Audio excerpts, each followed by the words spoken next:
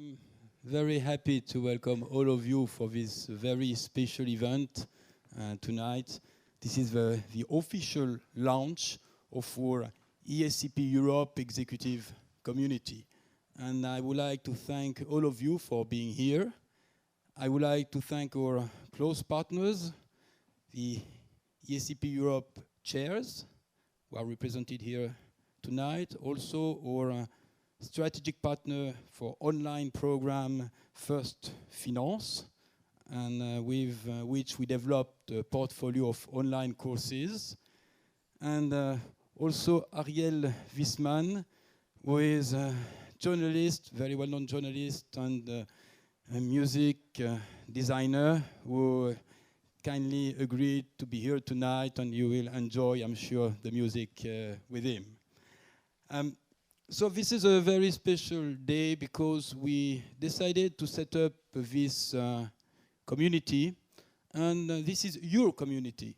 In fact, the vast majority of people in the room, you spend several days, several weeks with us. I hope you enjoyed this experience. I know that you are very often ambassadors of this experience.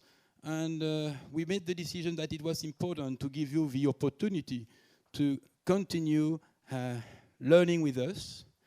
And when you attend executive programs, in fact, you learn from the professors, from my colleagues who are there. You also learn from your peers.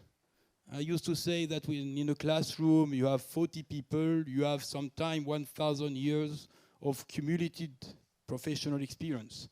And our role as professors is really to leverage this experience.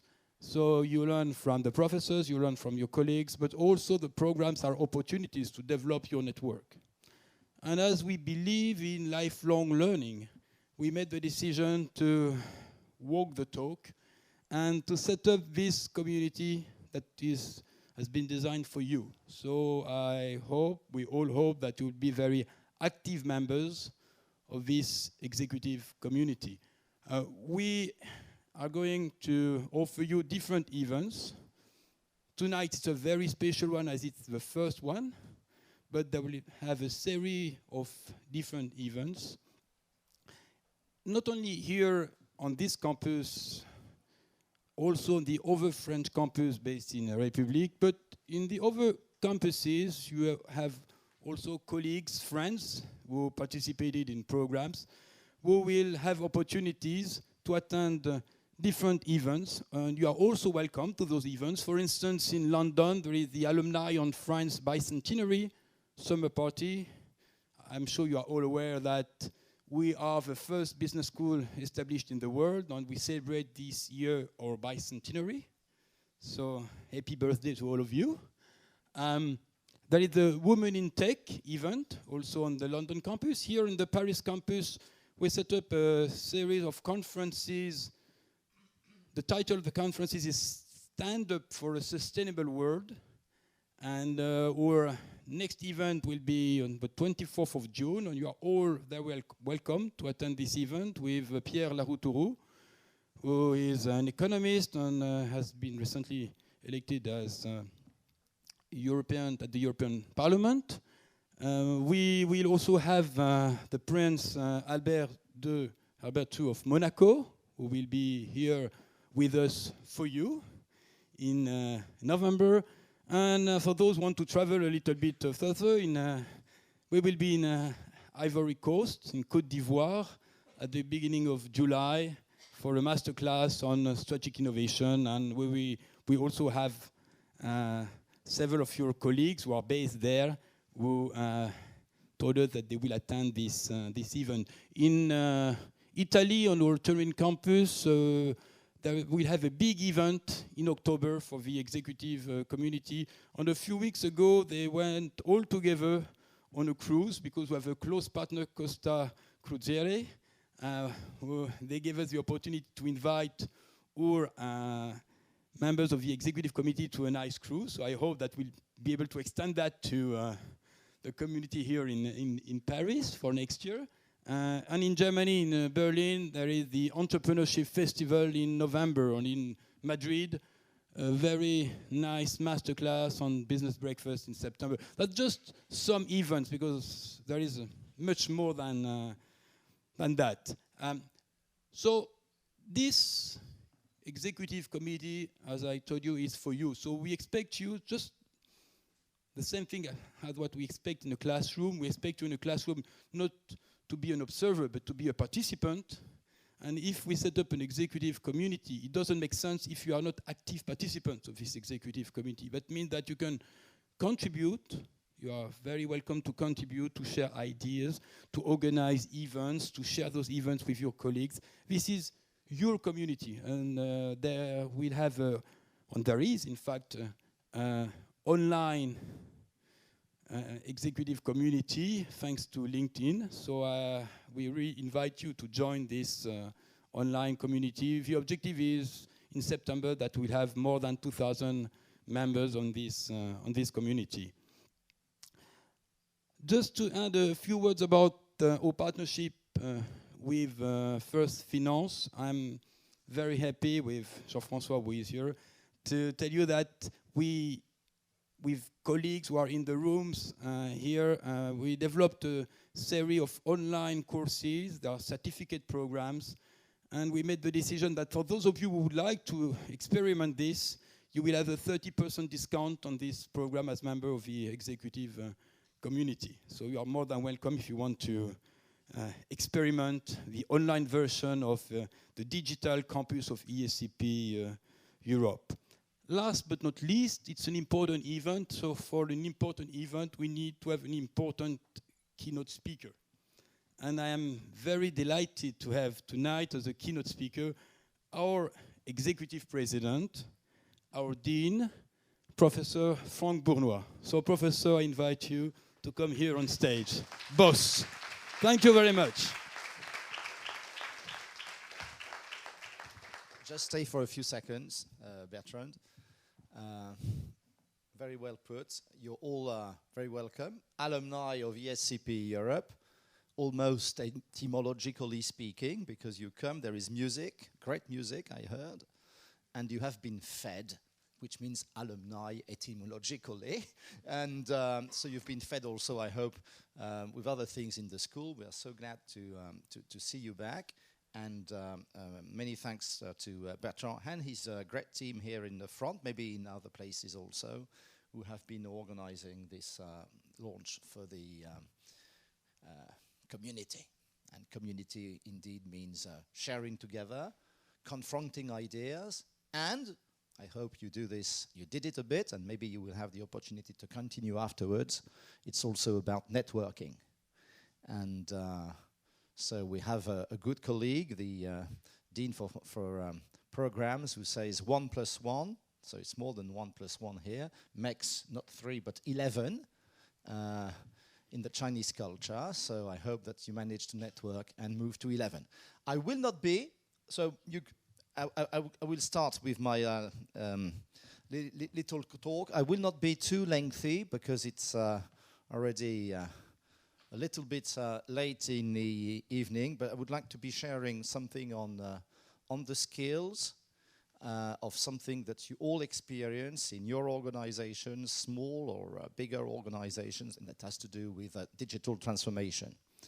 And what we're going to do in something like 20 minutes is make a little journey into 2030. You know, it's going to be a lot of changes happening.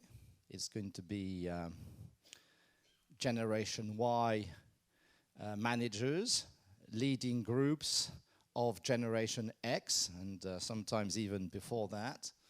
And it's going to be also a little bit of a revolution, and we need to be prepared for this. So I'm going to try to hold this within 20 minutes. This is also something that we did investigate through the NetExplo Observatory. It's the Observatory of Digital Innovations, and I'm going to put here a little focus and emphasis on management. So you're all digital transformators or digital facilitators in many ways. And let's go into this foresight study which means how is it that we're going to have to change by 2030 because of those big changes. We will also a little bit revisit some dimensions of management. So how we went through this, I'm sure that in your organizations there are areas which maybe are more likely to be connected with your activities. Certainly AI, artificial intelligence for a lot of you. Also probably big data, and depending on what you do or what you fear, there will be cyber security around. We have made hundreds of interviews with key experts all across the board of countries in this world, in all of those dimensions: robotics, biotech, the big inventors of big things, the talents of the digital world. Like I like very much Dov Moran, who's the inventor of the USB key, a problem now for cybersecurity also. And all of these people have had very funny, strange career routes or paths. Something which is very striking, and I'm sure that you also know a lot of people in there, it's that what they need and what they want is meaningfulness. Their careers are organized more because they feel that they have been contributing to something which is impactful for society than just going through a linear process of moving up the ladder of the organization. Something else which is also very striking in their activities is that for a lot of them, although they are in high-tech type activities, they may not have been trained at all in the digital field. And this is very, very much true of people who people in biotech, for instance, haven't been all of them in the tech or in the medical area. We will be honoring one of our alumni on, I think it's June 27th, Jean-Jacques Bien-Aimé, who's a graduate of ESCP and is moved to California, and he set up, grew a company which is now $16 billion, Jean-Jacques Bien-Aimé, and typically is in all of these transformations. So as I was saying, what is important is meaningfulness. What is important also to see is that these people have been seizing, grasping opportunities, working a lot and relying a lot on serendipity, meeting people and sharing with them their projects and sometimes finding partners. It could be seen as an opportunistic approach, but at the end of the day, it's very worthwhile. And they explain how this happens. So I'm moving on all of this. You know that, of course, if we are now already in 2030, the word digital may just be not there anymore, because it's like a fridge or a TV set. Nobody is saying this is an electrical TV set. We will all be augmented individuals and managers. And there are going to be some things being different that we will have to be changing. I like very much what Mustafa Cissé tells in terms of artificial intelligence. He worked a lot at Facebook and other places, and he says, we do not expect planes to fly, proper English would be like birds. We will not expect artificial intelligence to think the way we do. So it's not going to be just like humans. It's going to be a little bit awkward and weird at times. But we know that we will have to change. I know that my good colleague Bertrand loves to quote Einstein. I was told earlier on. And there is one of Einstein's I like, which is that the measure or the standard of intelligence is, of course, the ability to change. And I think we all need to do this. So if we project ourselves a little bit more into the life of managers in 2030, if you this is an important slide, because I asked these people, if you are now in 2030 and if you have a book to write, what would the book be? What would the title of the book be? And they all gave me a lot of different things. And what I like very much is Luc Julia. You probably know Luc Julia. He's the guy who, he's the father of Siri on Apple iPhones. And he says, if we are in 2019, I'm saying artificial intelligence doesn't exist. But if we are in 2030, he says, AI, artificial intelligence, does finally exist. And so it means that there's going to be a lot of big moves and a lot of big innovations between now and 2030. But probably for managers, which is maybe our shared common interest amongst others I know in this community, is that Stefan Tual, one of the big blockchain experts, he says how we learned to love decentralization. And this is a key term because organizations will be flatter. Now if you look at, because it's a majority of French people, although there is a significant part of you who maybe not speaking French, but if you look at the CAC 40, it's true also of the FTSE index in the UK and probably also of the DAX 30 in Germany. What do you think is the level of layers, hierarchical layers, between the CEO and the lowest ranking employee? Currently, it is in the area of 15 layers for the CAC 40, especially in industrial activities. But by 2030, that will be considerably reduced. I know that companies like Bouygues are working on this. And now, what do we need to know? This is a very, I hope, clear summary of the markers of this new world. And this is what will be expected of leaders in terms of spotting them as potential talent for the organizations of tomorrow. So I'm sure there will be questions or discussions afterwards, but clearly people, and of course this is very important at ESCP Europe, because in executive education and in programs, we are already preparing, of course, the leaders of tomorrow, and we are trying to get people equipped with this. Future leaders that will be successful will have to be more interdisciplinary, not just highly specialized with little interest in other fields. And this is why at ESCP Europe, just for your good understanding of what we are doing, we are already making a lot of partnerships with schools of engineering, School of International Relations and Political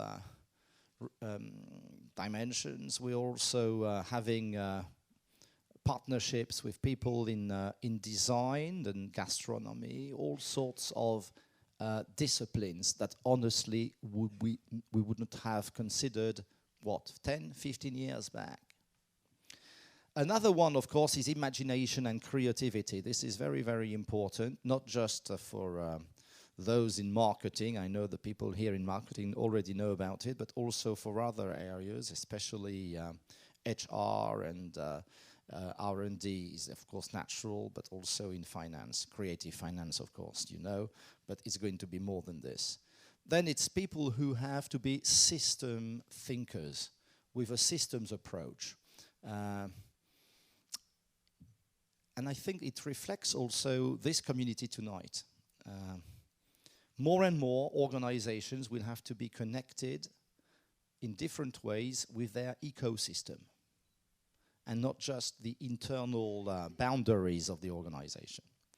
Something very, very important and challenging is more people or people will have to be more focused and persistent. It means that people will be confronted with so many projects, so many different things to do, so many new activities. When is it I should stop on that project?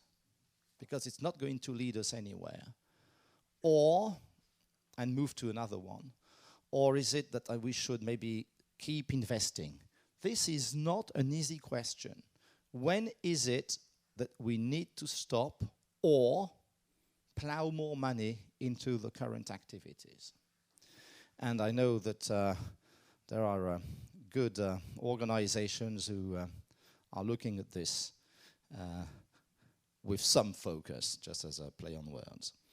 There is another one which is more sharing and coalescing. I don't know if you're familiar with this notion of coalescence, which means growing with the others, bringing something that I value not so much, and it's important for others, and getting something from others that is valuable to me.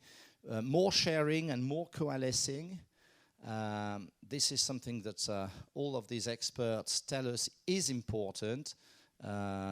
And it is not so easy because we are all looking inward rather than outwards. Then, meaning-orientated in British English, but in American English it would be meaning-oriented, which means that people will have to really share more of the organizational values. And last but not least, it can only happen in organizations who have leaders and managers displaying more trust and that are liberating energies. And this is not so easy. Trusting people, liberating energies, when people maybe will not be staying with you for decades. I give you a little bit of a statistics of the early 80s in this country here. I would say a little bit differently in others, but for France, in 1980, a graduate of a school of engineering or a business school would stay or would change companies.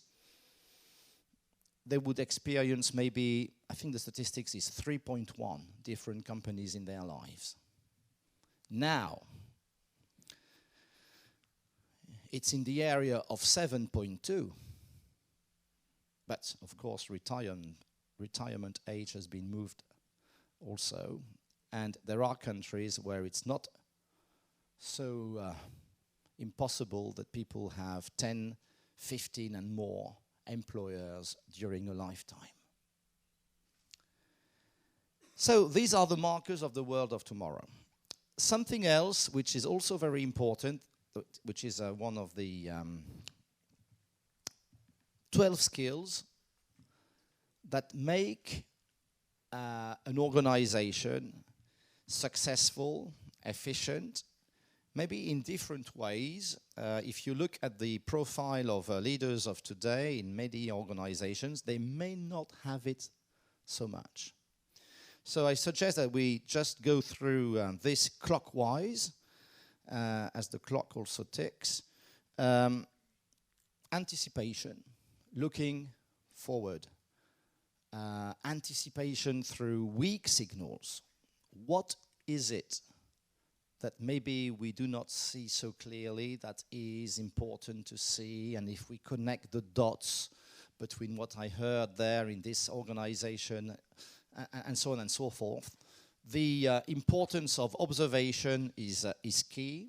Testing also, it's not just trying and failing, but testing in groups and testing as individuals. And of course, validating good practices that you have seen somewhere else. And not just keeping them for yourself, but also sharing. Agility, disrupting, bouncing back, which is another word, of course, for resilience, and pivot, which is typically, I see here my good colleague Catherine de Géry, who's a great professor for entrepreneurship, but this is something that a lot of people do already in the startup activities. This is very, very key, this notion of agility. Then there is the ecosystem. Again, organizations, as you know, hate taking people from the outside just on a part-time or occasional basis. Organizations, when they see somebody who can be a resource outside, they like to take them in and write up a work contract, full-time work contract. Now, the organizations that succeed manage to create an ecosystem in which and with which or through which they manage to get talents, not just on a legal, traditional, fixed-term contract forever. Negotiating resources inside the organization is very, very key. And then, of course, as always, there is the team. Success will be through teams, not just through individuals, and it's about something very, very strange I will show you later on. It's the team as a source of proposition, the team as being a watch for the outside, and of course, driving the new projects, and of course, sorting that out. Now, which of those, although they seem very common, are rare and mandatory? Rare is maybe the easiest, the one you didn't expect, listening. In this world of iOS, information overflow syndrome, listening is not, you are perfect with listening now, but in daily activities, this is not what people really do. There are organizations where there are not just opportunities to listen, but listening is strategic. It's not just listening to somebody, it's listening to and comparing, listening to others, listening what the other organizations are doing. It's been a lot of literature done there. But listening is the number one that is not so commonly found, and I think this is counterintuitive. Propose, share, and drive, as though these are some of the skills. The fundamental ones, they all say, and the standard deviation was very, very low, so they all agree on this. Coalescing, sharing, taking the time to connect with people they don't know, going to them, finding areas and intersections of interest, and of course, agreeing to do something together. And then there is, of course, this one which is, I think, very, very important, which is bouncing back. People preparing always a fallback position for their projects and their organization. So maybe I will finish with this other one, which is probably seen as the most useful to develop and learn with others, negotiation. We also have at the school great programs in terms of negotiation, and of course the disrupting behaviors, although, as you see, it's not that expected, but highly useful. So, it's an opportunity to reinvent this all, and it's important, of course, to envisage and think about the kind of a facilitator that you are. I just would like to come back on those two key slides, which is the 12 skills. If you would go through one of our digital certificates on this, it would explore in depth some of the tips and the know-how that you need in terms of anticipation, agility, ecosystem management, and team management. And again, and I think I will leave that one during question time, it's a new world with different profiles that seem to be quite easy to implement, but which in fact, I'm sure you have an experience in this, require some experience and coaching. I repeat, the world of tomorrow is about interdisciplinarity. It's about imagination and creativity, systems approach, focus and persistence, sharing and coalescing, not quite the same, but meaningfulness in jobs and values connected to the organizations, and last but not least, this question of trust and liberation of energies. And upon this, I will rest my case and maybe go into a session of Q&A. I'm sure that there will be some questions or some hesitations or frustrations. Please go, and happy again to be here for this first session of the ESCP Europe community event. And there should be a long list of those coming where you're all invited. Thank you so much. I hope I haven't been exceeding my my time, Mae. Am I right with time management? Okay, 10 minutes for questions. Good. And there is a mic somewhere going on. Thank you so much.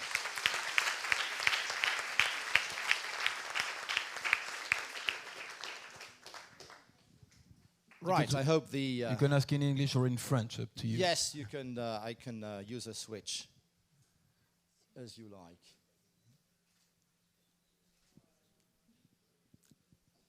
Don't be shy.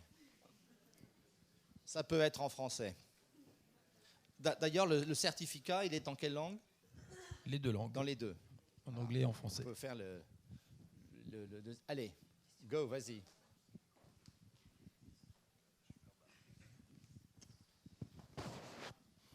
Thank you for this presentation. I'm Ed Gorbel. I'm from Executive MBA 2017, and I'm running a company of transformation management. So it's a thing that spot on your things.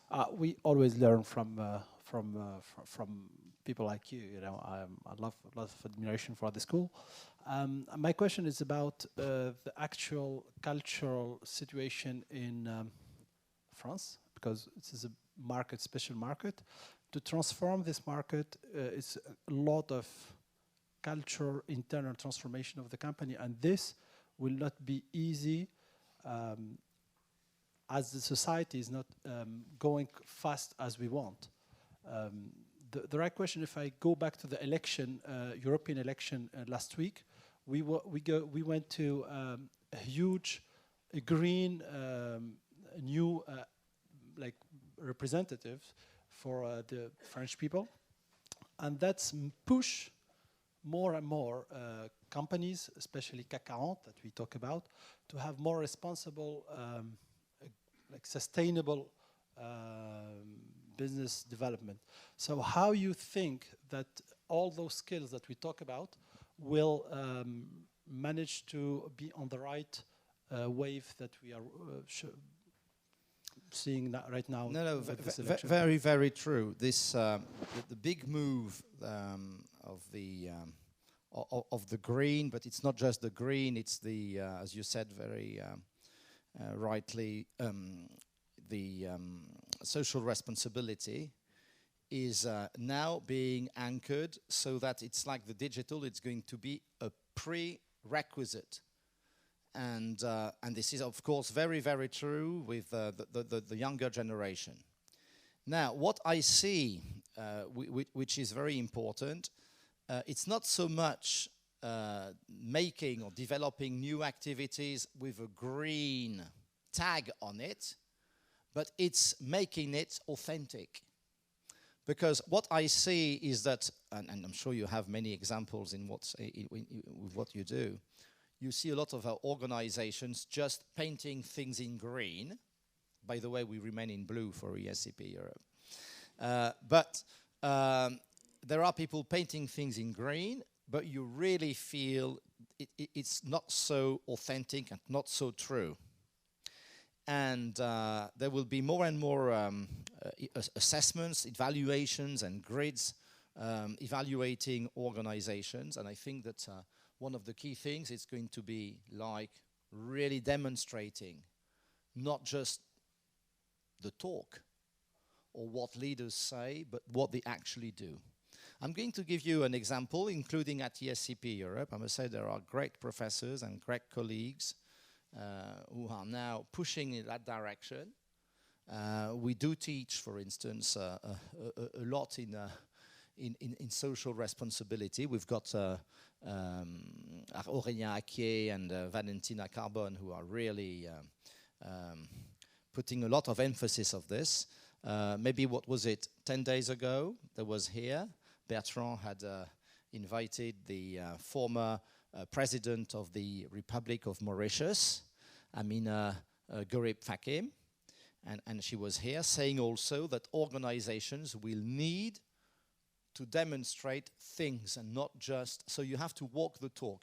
So coming back to ESCP Europe, this means also that the school probably would have to go into things like more of recycling and also more of compensation when there is a lot of air travels and so on and so forth. So this is very new. But the key, the more generic answer to what you're saying is it's inbuilt here, and it's probably more inbuilt in the one before last line, which is meaningfulness, meaning orientated. It won't be true if these values are not there, anchored and demonstrated in the organization. But you all see this. I'm sure you have a lot of examples as a consultant. Thanks for the question. It's a good opportunity to also pass messages about the school. Thank you. So we had a 2017 class question. Anybody else?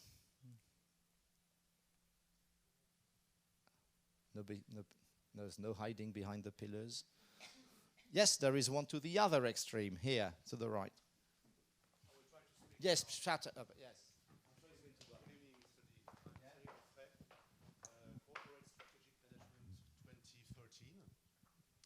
And my question was about, thanks for your presentation, it was very interesting.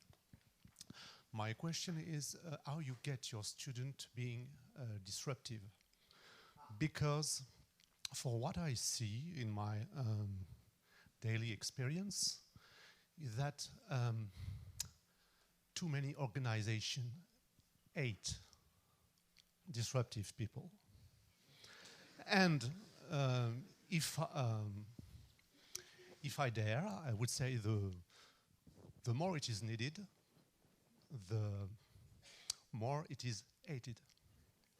So if you share this point of view, how do you get your student being disruptive and deal with that in their organization? Thanks. Yes, and I think that because we are ESCP Europe, I should put a hat with different colors for the campuses, because your question would be answered differently according to nationalities. So linking your question of 2017 to yours, truly in France, there is a tradition of conservative habits in grandes écoles. And this is why we've been asked by the ministry again recently to demonstrate that we can have more diversity in terms of profiles, which we are of course doing, but also in the way we teach.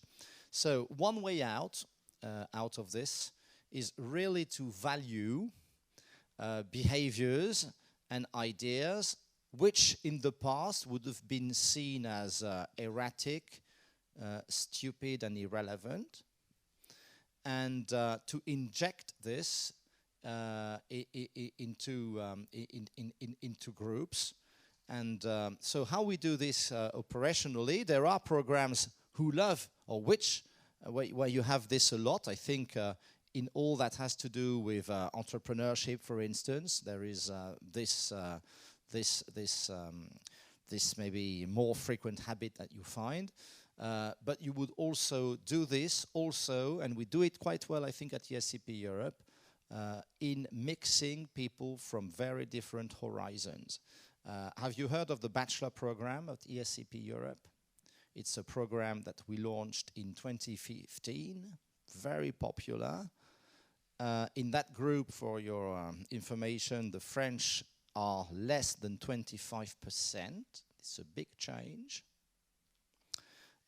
We take in there, you should see them, young guys, they may have been in the Marines in the US for 5 years, and then they join ESCP Europe and do a bachelor degree in management.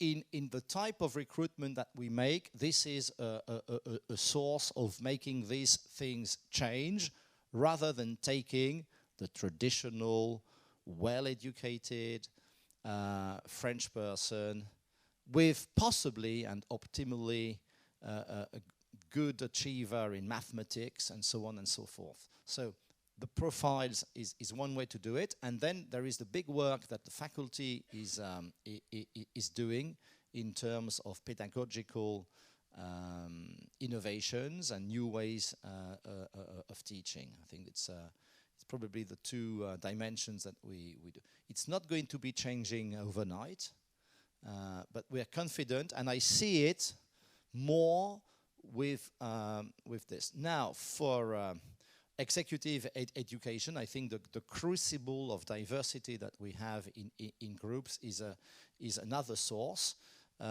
You will, for instance, see, if you would go through a certificate like this, but also through other certificates, that the achievement would not be how many points or what is my score.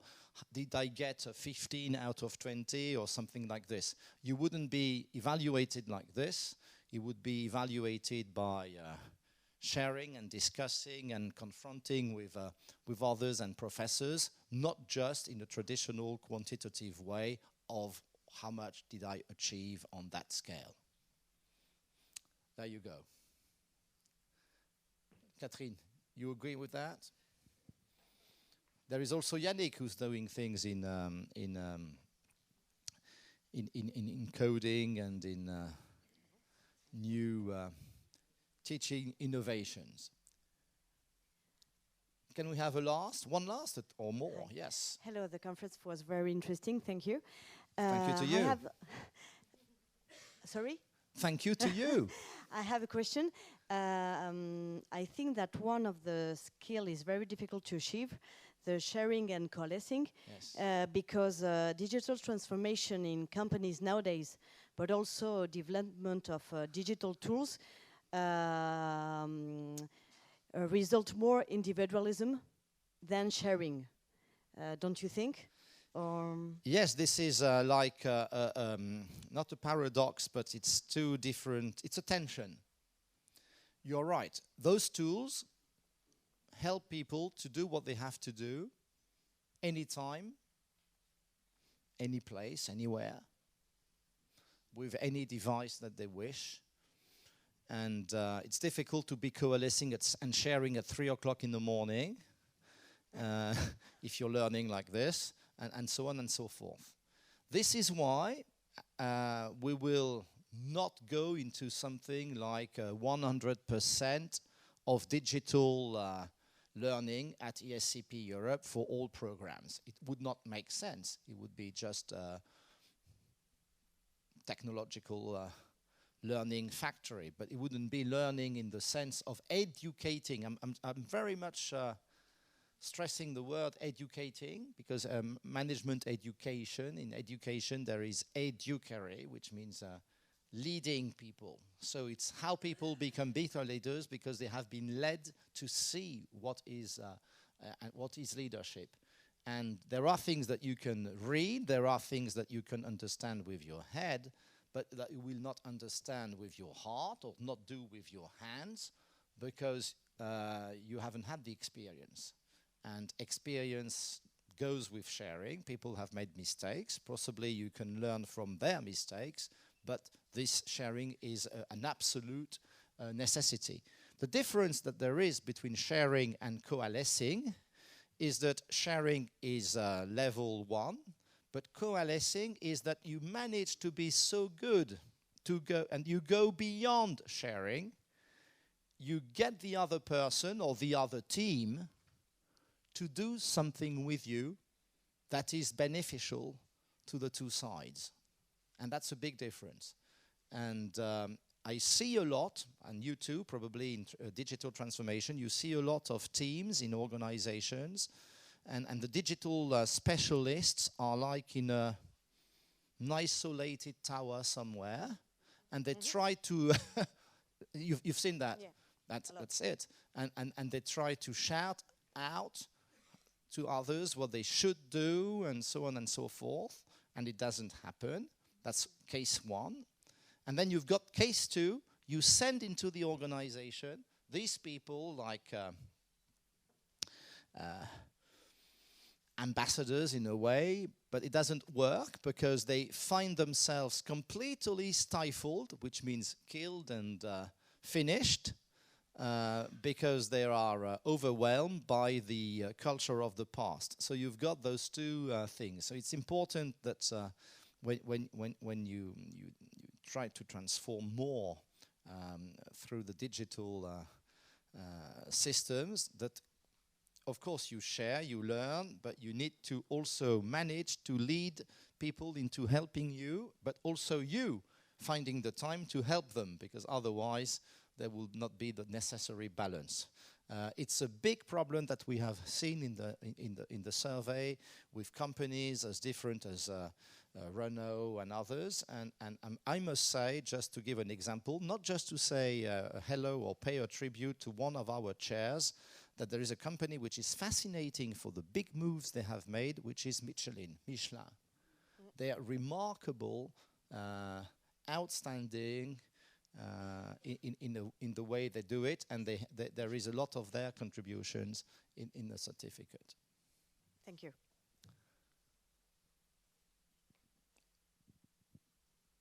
Right, ready to share more or coalesce with a drink or something?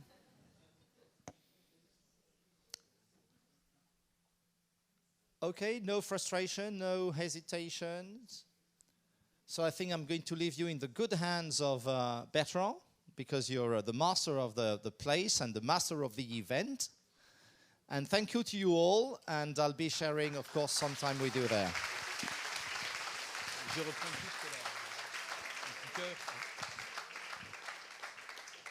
No, many thanks, Frank, for this terrific presentation. I think it was exactly what we needed to launch this executive community. And thanks again to our partners, the chairs and First Finance.